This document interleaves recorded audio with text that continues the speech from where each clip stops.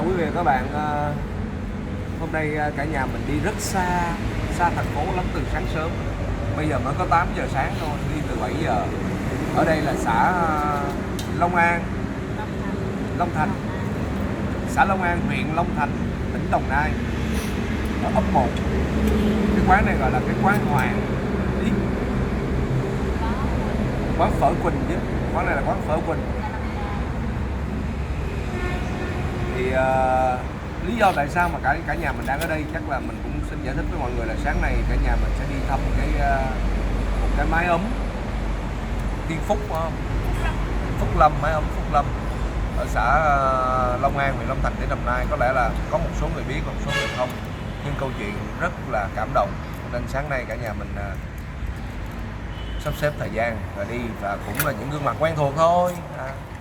Thật ra thì lúc đầu là kế hoạch là chỉ có mấy thầy trò thôi, nhưng mà sư phụ bà xã thì sáng nay cũng rảnh, gửi mấy đứa con cho ông ngoại, bà ngoại lo rồi, cho nên là đi theo. Tại vì nghe câu chuyện thôi là đã muốn đi rồi. Đó là một cái mái ấm mà có hai anh Phúc với anh Lâm mà nuôi gần cả 100 bé, và độc thân luôn, chấp nhận là độc thân không lấy vợ luôn để nuôi 100 đứa, gần cả 100 đứa con. Đó là các bé mồ côi, rồi bị bỏ rơi, rồi sinh ra, rồi bị dị tật, rất là nhiều thứ. Mình cũng chưa có chính thức gặp, nhưng mà khi mình đọc được một cái tình cờ, trên một cái tờ báo, xong rồi mình mới quyết định thôi, sắp xếp để đi. Đó. Thì bạn Nga Xoài Chua là người đã sắp xếp liên hệ. Rồi 100 đồng thì theo đi mua một số cái vật phẩm quà tặng, rồi Thảo thư ký thì cũng phải đi theo mình là đương nhiên rồi. Đó. Đó. Và nói gì thì nói, sáng nào cũng phải ăn dở ăn ngon gì cũng phải ăn. Và mình đang có mặt tại quán phở Quỳnh, thì thật sự cái quán này nó quá đông cái mức mà mình chưa bao giờ mình tưởng tượng được một cái quán lớn như vậy, đẹp như vậy, rộng rãi, mát mẻ như vậy, nằm ngay đường lớn như vậy mà nó đông khách như vậy. Đây có ít nhất là 60 khách đang có mặt tại quán này. Đây Hoàng Đào, trà lá đỏ 150 đồng, Nga Xoài Chua, sư phụ bà xã, mình và Thảo thư ký và Nhật, tổng cộng là có 7 người. Tính ra một người là mình xài 10 là thành 70 người. Xong cả hội mới nói là anh ơi có nên review hay không. Ở đây quán phở mà vô đây review hủ tiếu Nam Vang, nhưng mà mình cảm giác hủ tiếu Nam Vang ngon hơn. Mình có bây giờ mình luyện được một cái khả năng mà có thể cảm nhận được, nhìn cái quán phở nhưng mà biết hủ tiếu Nam Vang ngon. Và đúng như vậy, mới đem ra là mọi người có thể nhìn thấy rồi ha. Đó, cái màu sắc là đã đủ hấp dẫn rồi, cái mùi thì thơm vô cùng. Ồ, các bạn nào chọn ăn phở là coi chừng sai trái nha. Ai ăn phở hả? Rồi đây mời cô bà xã ăn phở đi.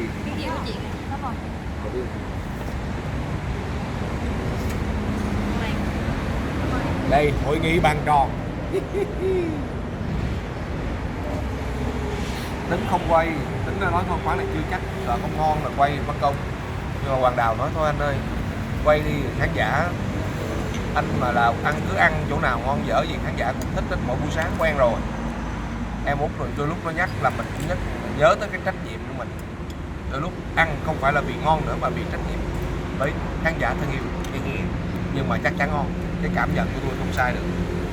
Đây nhìn tô phở của sư phụ bà xã đây, còn cái áo kìa, ngon mà, gãy nút lại kìa.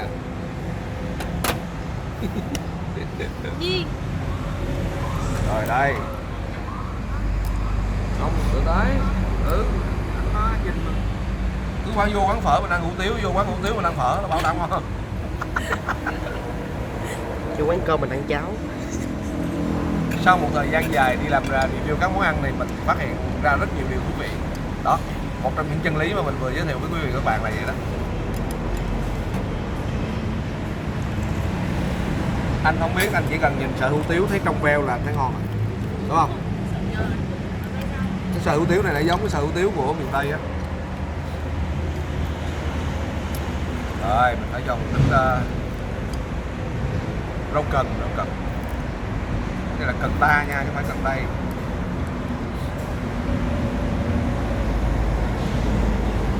Ôi cái nước hơi ít á. Nước lèo cho bà ha. Xin chén nước lèo. Cho em xin nước lèo đi chị. tức là hủ tiếu. Mọi người có biết hủ tiếu Nam Vang là xuất xứ từ đâu không? Đố mày đi. Miền Tây. Sai. Biết hủ tiếu Nam Vang là xuất xứ từ đâu không? Campuchia. Đúng rồi. Hủ tiếu Nam Vang là xuất xứ là từ Campuchia, nhưng mà Nam Vang là gì biết không? Tại sao là Nam Vang là Campuchia? Đố kiến thức. Đây các bạn, những gương mặt rất là xinh xắn luôn, không được Google. Nam Vang tức là Phnom Penh là thủ đô. Đó, người ta ngày xưa người ta dịch ra thành Nam Vang. Giống như ngày xưa là anh đố như Nam Dương là gì? Đó. Nam Dương là Indonesia. Chúng ta chỉ biết Trung Quốc và New York. Đúng rồi. Washington là gì biết không? Là Hoa Thịnh Đốn. nghe nó rất là sến sẩm. Hoa Thịnh Đốn là Washington. Còn nước Mỹ ngày xưa là gì gọi biết không? Hoa Kỳ. Cái hoa gì kỳ nhất là tụi Mỹ á.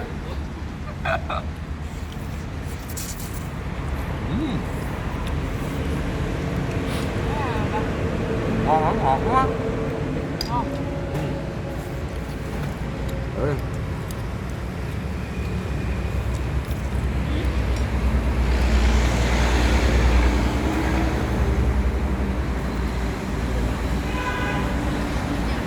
Xuất sắc. Xin cảm nhận sự cái. Ủa, Nhật biết đâu vậy? Trời ơi.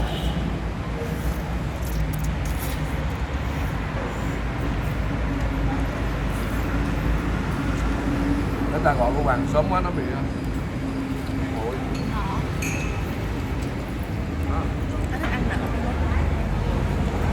Kéo tô mà được. Các nhà họ bưng vô họ làm bụi là đưa tô vàng vô nói họ ấy làm bụi, cái làm nóng cho bên lộn làm bụi. Đó, khách bắt đầu đổ vô ào ạt thấy chưa?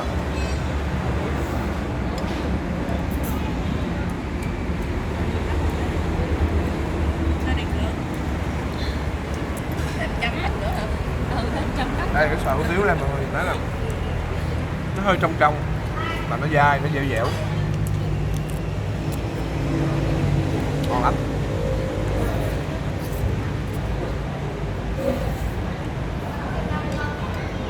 Nó rất là dễ ăn. Canh không hả?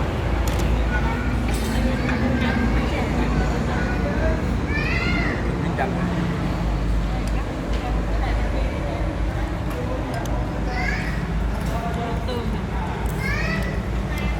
Đây, thêm một nước này vào. Ồ, có thịt bằm nữa nha. Ồ, không biết cái này có tính tiền thêm không ta?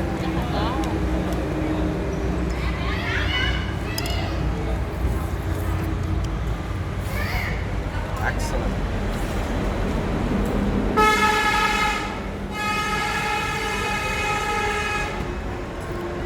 Đây có một miếng nước ra. Nước tương vào.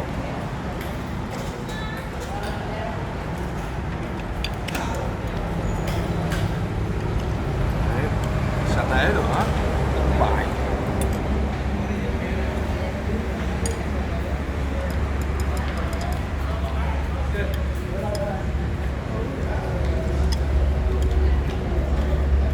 Bao giờ cũng vậy, ăn phải theo công thức của chính mình thì nó mới ngon.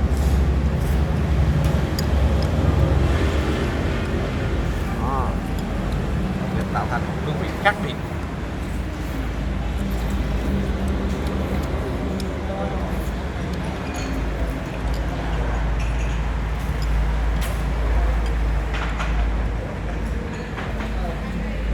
Dễ ăn hơn phở đó.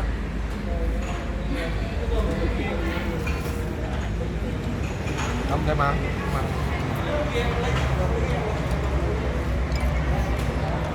Phở ngon mà. Ở đây đi gần cái lẩu tôm không ta? Lẩu tôm Đam Ri vậy đó. Chùa Nam Ri. Đam Ri, Đam Năm Ri. năm năm Nam Ri. Ở trong thành phố Biên Hòa.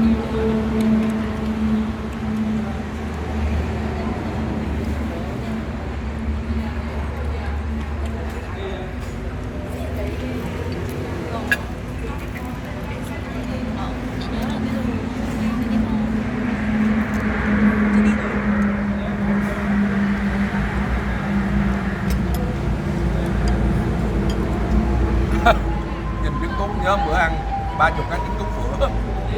Giờ nhìn trứng cút thấy sợ luôn.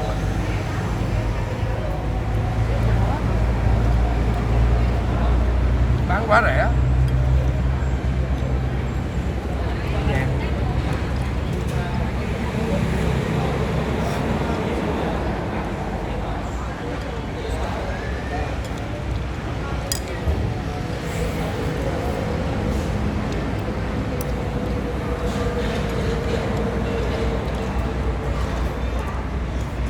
Quý vị và các bạn thân mến, nếu mọi người có đi